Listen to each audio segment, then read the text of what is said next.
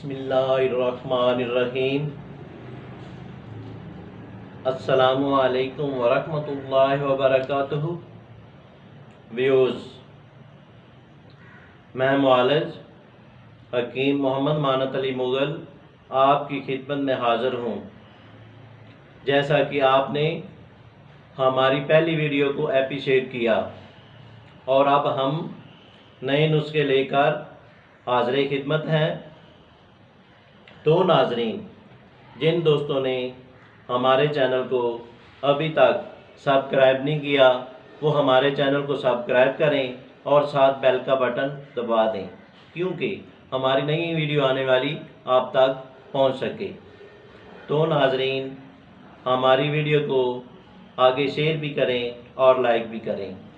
तो नाज़रीन, आते हैं नए नुस्खे की जानिब, जिसका नाम है मजून मुरब्बा जात। ये मजून मुरब्बा जात हमारे दवाखाने का एक ख़ास और ख़ास नुस्खा है, जो कि हमारे आबा व अजदाद काफ़ी देर से ये तैयार कर रहे हैं।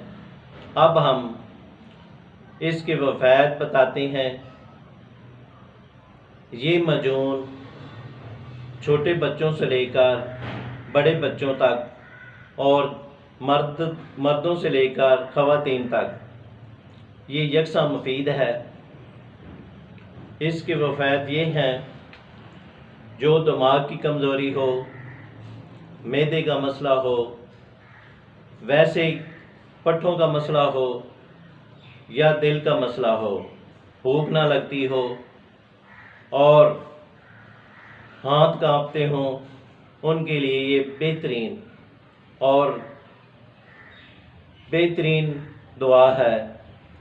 और इसके अलावा जो हज़रात और ख़वातीन ये कहती हैं कि मुझे भूख नहीं लगती या मैदे के लिए मैं मेप्राज़ोल खा खा कर तंग आ चुकी हूँ, उनके लिए ये बेहतरीन मजून है। खाएंगे तो फिर आपको पता चलेगा कि इस नुस्खे में क्या क्या अज्जा हैं। तो आते हैं नुस्खे की जानिब। इसमें मुरब्बा हरड़ 1 पाव, मुरब्बा आमला 1 पाव, मुरब्बा सेब 1 पाव,